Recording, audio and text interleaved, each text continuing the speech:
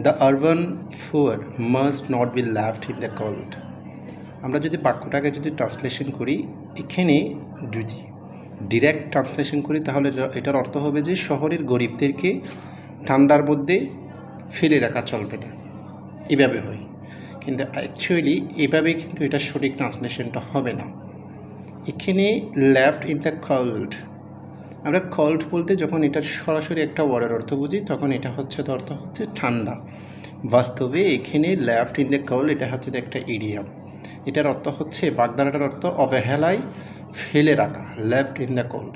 So the urban poor must not be left in the cold, এটার অর্থ হচ্ছে যে গরিবদেরকে অবহেলায় ফেলে রাখা যাবে না অবশ্যই, এভাবেই কিন্তু বোঝায়। তাহলে বোঝা গেল যে আমরা যখন একটা সেন্টেন্সের ট্রান্সলেশন করব, এখানে কোনো ইডিয়ম আছে কিনা দেখব। ইডিয়ম থাকলে তাহলে সেটা ভাবানুবাদ হবে।